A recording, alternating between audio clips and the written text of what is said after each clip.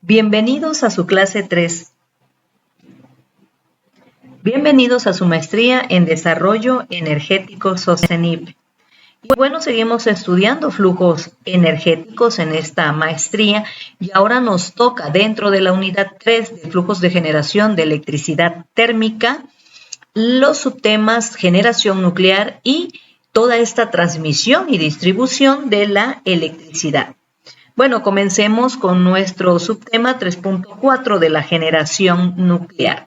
Y bueno, también en los programas reflejamos algunas veces algunas partes también de la ciencia, como estamos viendo en estas diapositivas con dinámica.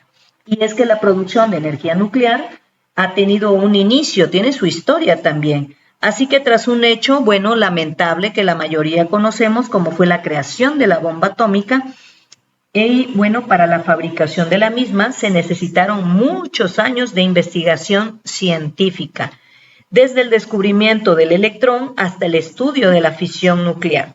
Se sabía que en la fisión de un átomo, como por ejemplo el uranio, se liberaría gran cantidad de energía.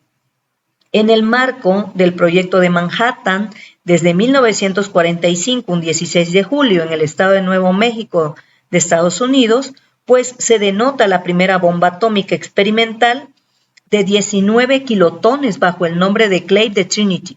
Luego de esta prueba, entre comillas diríamos que exitosa, el presidente de los Estados Unidos, Harry Truman, ordena el lanzamiento de 2 bombas atómicas sobre Japón. Y bueno, esta historia, ¿verdad? Conocemos que es la bomba de Hiroshima-Nagasaki, lo cual pues dio fin a esta Segunda Guerra Mundial.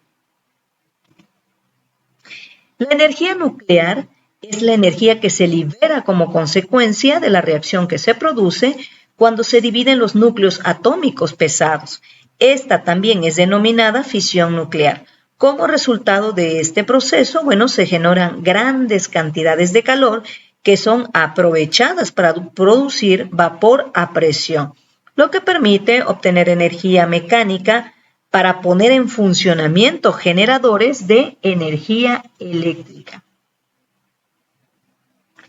Estamos observando una infografía sobre esta parte de la energía eléctrica y esta visión sustentable. La energía nuclear tiene la ventaja de producir un bajo impacto ambiental, lo que la convierte en una fuente sustentable, ya que produce ínfimas cantidades de gases que provocan el llamado efecto invernadero.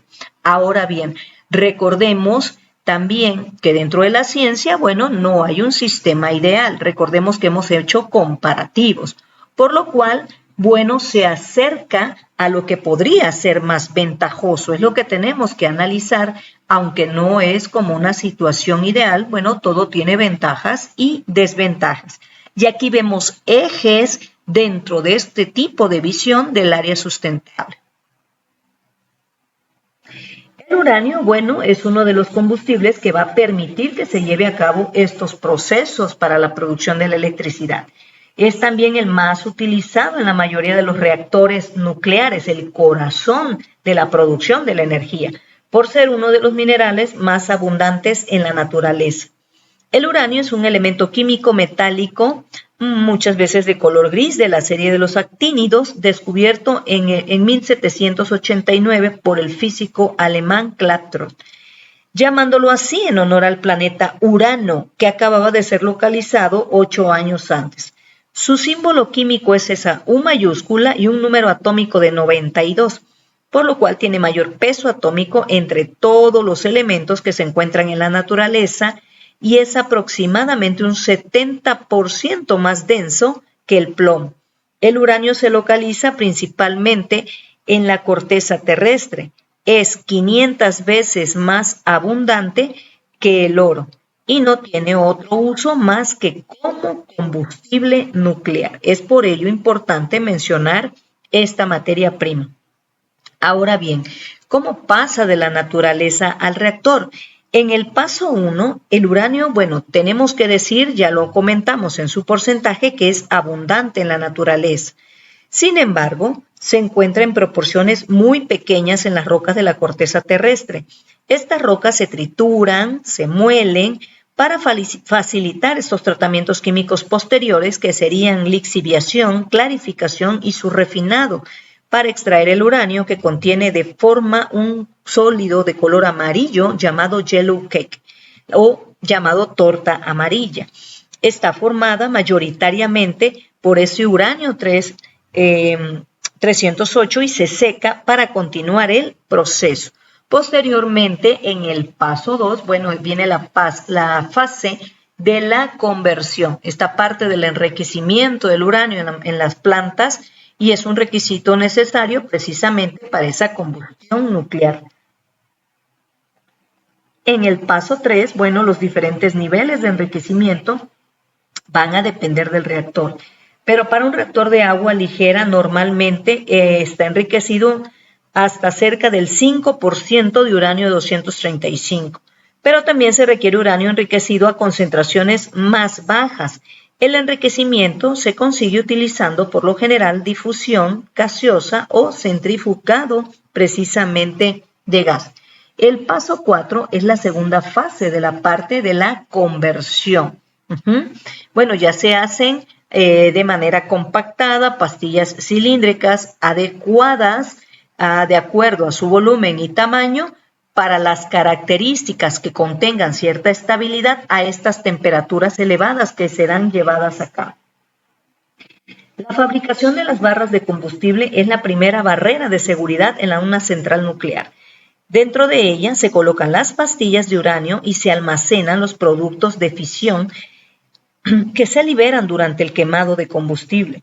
Elemento combustible, que es que una vez preparadas las barras de combustible, se agrupan en ensamblajes especiales que forman los elementos combustibles. Su función principal es mantener las barras a una distancia apropiada para que circule el refrigerante entre ellas y reciba ese calor generado. Bueno, estamos viendo aquí también una foto sobre precisamente de un foro nuclear en la industria nuclear española. Es la fabricación de un elemento combustible. Podemos ver desde la parte que ya contamos de esta transformación de este elemento. Estamos viendo la pastilla de uranio y la vainilla, en donde va precisamente a manera de un resorte o de compactación, y posteriormente la varilla, que en la cual, bueno, se van encapsulando para asegurar precisamente la parte que dijimos, la hermeticidad, y haya un mayor control hasta formar esta parte de la agrupación de varillas como el elemento combustible.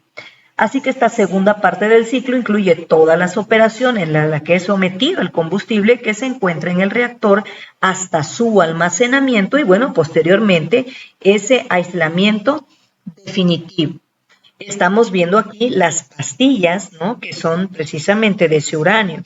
La segunda parte del ciclo precisamente incluye todas estas operaciones a las que es sometido el combustible que se encuentran en el reactor, precisamente, que es lo que comentábamos, hasta estas partes del almacenamiento. Bueno, recordemos la infografía anterior. Es importante también conocer qué pasa con el destino final de esta materia.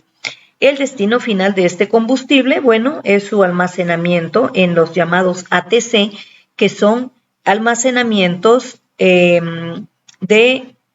temporales centralizados. Dentro de los ciclos de combustible nuclear, bueno, hay ese ciclo abierto y este tipo de destino final de este combustible se llevan en esos ATC, que son recuperables para un reproceso o también en su AGP, que son en el almacén geológico profundo, que ya es un almacenamiento precisamente definitivo. Estamos observando ahí de la naturaleza al reactor y vemos en el centro esa información que dice que el uranio se localiza principalmente en la corteza terrestre. Es 500 veces, y hasta nos los remarcan, más abundante que el oro, por lo cual, bueno, hay suficiente materia prima para esa clase de conversión y este tipo de la generación de electricidad. El combustible reelaborado se conoce con el nombre de MOX. Es una abreviatura de mezcla precisamente de óxidos compuestos por una mezcla de óxido de uranio natural uranio reprocesado y óxido de plutonio. Con esta operación que se realiza en plantas de reproceso situadas Francia, China, India, Rusia y Reino Unido, se separan estos dos elementos de los productos de fisión, que constituyen los residuos de esta parte de la alta actividad. Bueno, estamos viendo aquí todo un proceso desde la parte del núcleo del reactor. Las centrales térmicas nucleares son muy semejantes a las centrales térmicas convencionales que ya comentamos en nuestra semana pasada de clase, que funcionan con combustibles fósiles. La diferencia fundamental que debemos ubicar está en el combustible. Estas utilizan uranio o plutonio como combustible. Los procesos son los mismos. Desde el inicio hasta el final, bueno, comenzando, el calor generador en el núcleo del reactor se utiliza precisamente para generar vapor de agua. Posteriormente, ese vapor se conduce a los álabes de una turbina para después, en el eje de la turbina, estar conectada con un alternador o ese generador de corriente, el cual convertirá la energía cinética de la turbina en energía eléctrica. Después, el transformador elevará la tensión de la corriente generada para ser distribuida.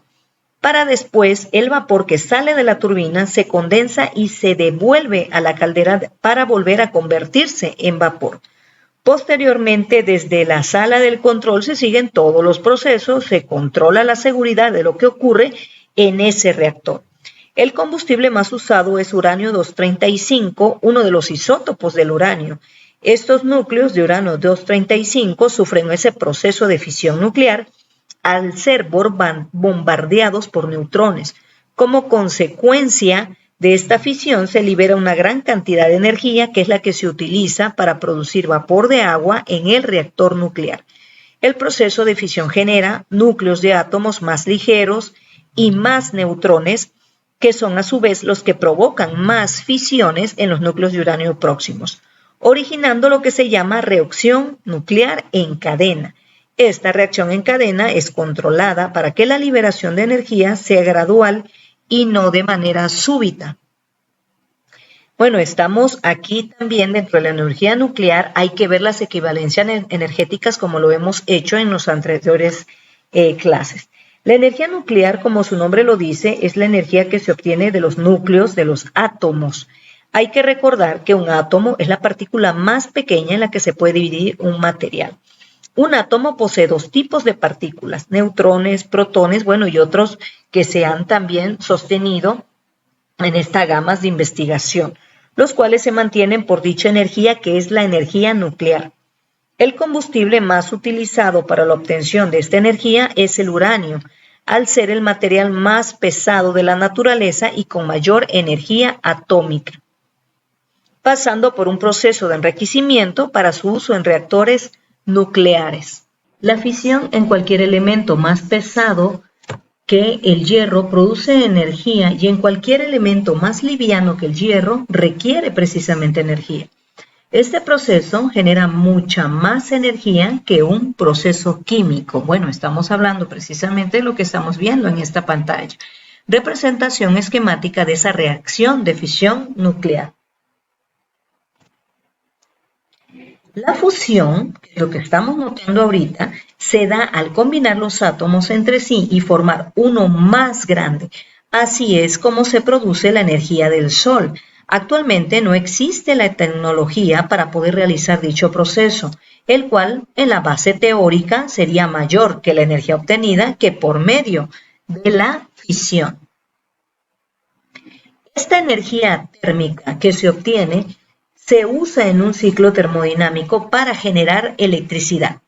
Al igual que una planta termoeléctrica, bueno, es llamada ciclo Rankine. Con la energía térmica obtenida por el combustible se generará vapor de agua, el cual pasará a presión por una turbina de vapor para generar energía mecánica. Y posteriormente, de esta energía se obtendrá electricidad por medio de un generador. La energía nuclear tiene grandes ventajas con respecto al uso de los hidrocarburos. se puede producir enormes cantidades de energía con un pequeño volumen de combustible. Una tonelada de combustible nuclear produce la misma energía que lo que la producirían 2 o 3 millones de toneladas de combustibles fósiles. Esta tampoco emite dióxido de carbono u otros gases de efecto invernadero. Ahora, por otra parte, una de las mayores desventajas es la alta seguridad con respecto al medio ambiente por la radiación y sus desechos radioactivos. Eso hay que notarlo, porque estamos hablando que no son sistemas ideales, ¿verdad? Aún no existe una solución para la eliminación de dichos residuos. Además, esta no es una energía renovable. Esto quiere decir que el combustible que se utiliza para dicho procedimiento también en esta línea de análisis es finito. Bueno, ahora llegamos a nuestro subtema 3.5 sobre esta parte de la transmisión y distribución. Bueno, ¿qué pasa después de que se produce esta gama o esta cuantificación o cualificación de la electricidad? Pero también cómo se lleva a efecto esta distribución de la energía. Estamos viendo aquí un ciclo de vida completo de la energía nuclear. Y la energía nuclear, bueno, ya comentamos, es esta energía que se obtiene al manipular la estructura interna de los átomos. Es útil habitualmente para producir electricidad, aunque también se puede aplicar en otros sectores como, por ejemplo, en aplicaciones médicas, sabemos que lo utilizan, en las partes medioambientales o, bueno, también en las partes bélicas. Se puede obtener de dos formas, comentamos, fusión nuclear, fisión nuclear. Y en la fusión nuclear la energía se libera cuando los átomos se combinan o se fusionan entre sí para formar un átomo más grande, así como el Sol produce energía y actualmente este procedimiento, bueno, no es practicable a pesar de estar en proceso de desarrollo. En la parte de la fisión nuclear, los átomos se separan para formar átomos más pequeños liberando energía. Las centrales nucleares utilizan esta técnica para producir electricidad. Cuando se produce una de estas dos reacciones físicas, los átomos experimentan una ligera pérdida de masa que se convierte en una gran cantidad de energía calorífica, como lo descubrió el científico Albert Einstein con su famosa ecuación de E igual a m al c a s cuadrado, ¿verdad? Ahora estamos viendo precisamente reactores en el mundo. ¿Qué está pasando con esta proliferación de este tipo de energía? Y bueno, el funcionamiento de una central nuclear es idéntico al de una central térmica, que funcione con carbón, petróleo, gas, excepto, ya habíamos comentado, en la forma de proporcionar el calor al agua para convertirla en vapor. En el caso de los reactores nucleares, este calor se obtiene mediante las reacciones de fisión de los átomos de combustible. Prácticamente todas las centrales nucleares en producción utilizan la fisión nuclear.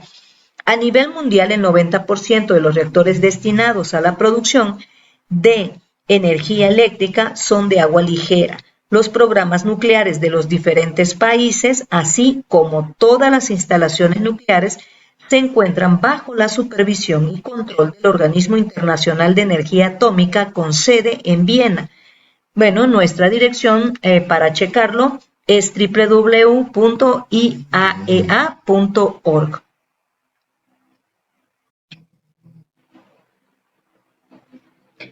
Bueno, estamos ahí viendo precisamente el funcionamiento dentro del corazón de la central. Esta energía calorífica en forma de vapor de agua, ya lo hemos comentado, se convierte en energía mecánica en la turbina y finalmente la energía mecánica pues se va a convertir en esa energía eléctrica mediante ese generador. Y tenemos esta foto también donde agregamos esta información para diversificar, para reafirmar en este momento que la parte de la energía calorífica del vapor se va a transmitir o se va a transformar en esta energía cinética. La turbina que está conectada a un generador eléctrico transformará la energía cinética en energía eléctrica. El vapor de agua que sale de la turbina entra en un tanque, que es el depósito de condensación. Posteriormente se enfría al contacto con tuberías de agua fría, Esto convierte el vapor de agua a líquido mediante una bomba que se redirige nuevamente al reactor nuclear para volver a repetir precisamente ese ciclo. Los reactores nucleares se pueden clasificar de las maneras como estamos viendo en nuestra pantalla. Pero en esta parte el reactor nuclear necesita, por supuesto, empezar a disponer de combustibles suficientes, material fisible, en óptimas condiciones para mantener una reacción en cadena, permitiendo controlar la parada y la puesta en el reactor. Un reactor se compone por combustible, que es su masa crítica, la parte del refrigerante, elementos de control, materiales estructurales y en el caso de que se trate de un reactor nuclear térmico, bueno, pues el moderador. En el 2008, como antecedentes, las centrales nucleares generaron el 17% de la producción eléctrica mundial.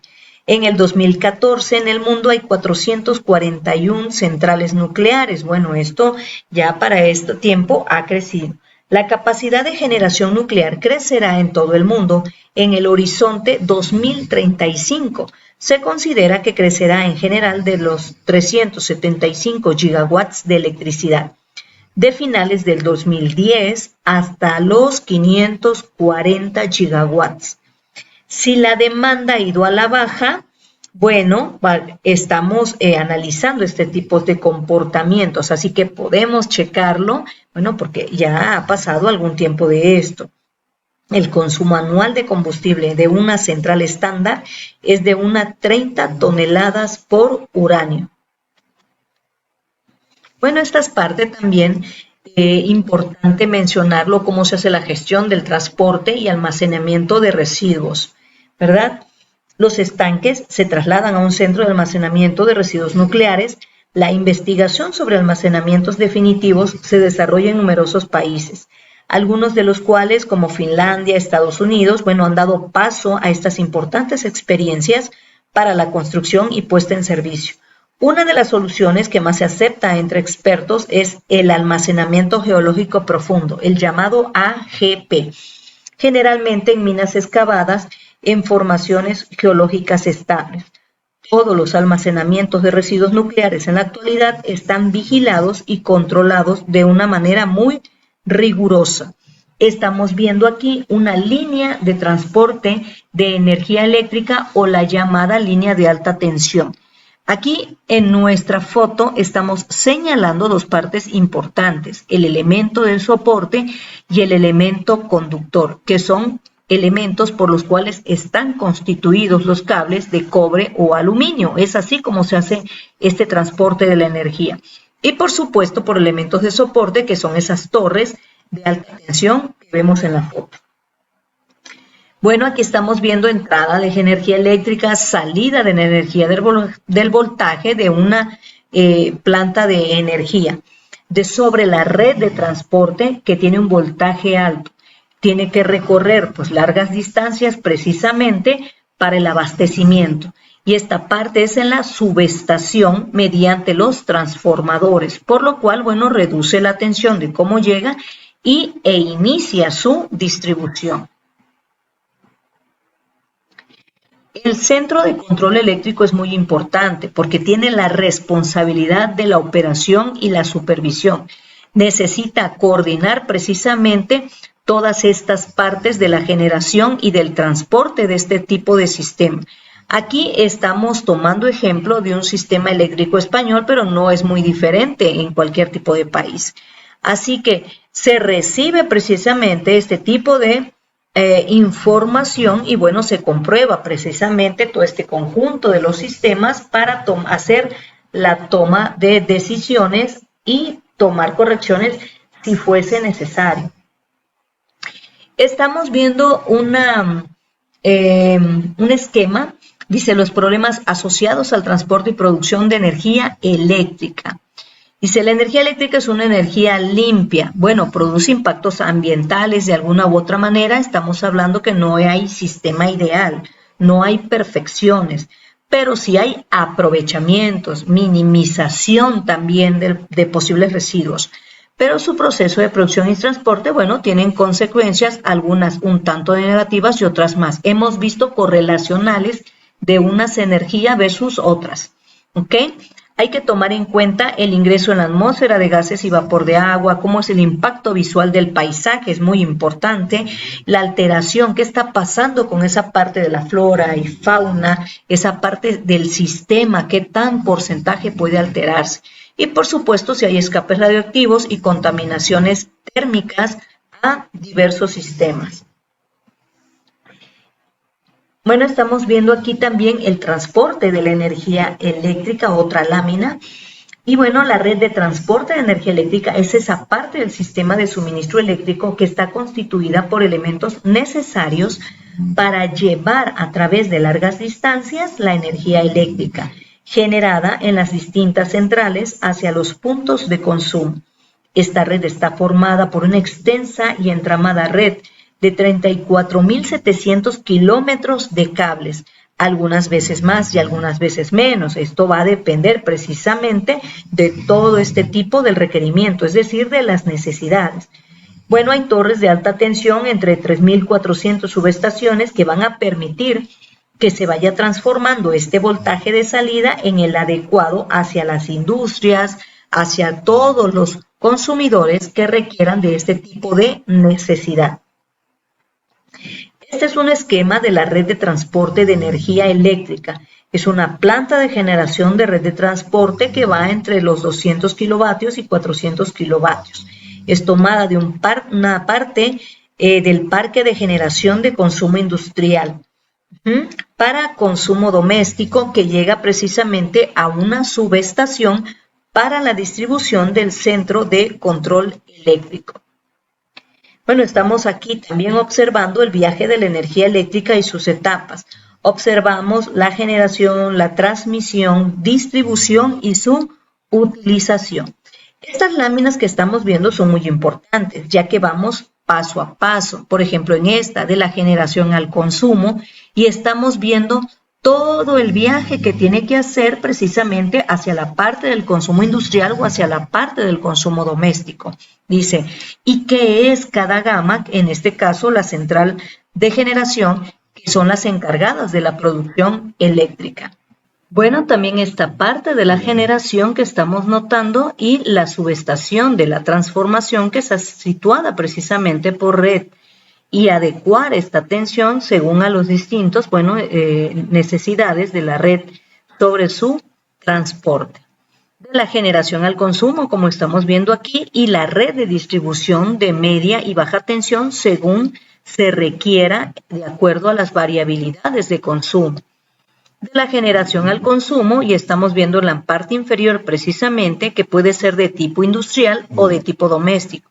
Así que por eso son las variabilidades. Recordemos que, cuando hacemos este tipo de balances o algún requerimiento de una nueva planta, tenemos que analizar qué tanto consumo requerimos, pero también por el otro lado, nuestra materia prima que ya examinamos. En esta parte de generación al consumo, sobre el centro de control eléctrico, cómo va a ser distribuida esta emisión, sobre la operación del sistema de producción y transporte. Muchas gracias.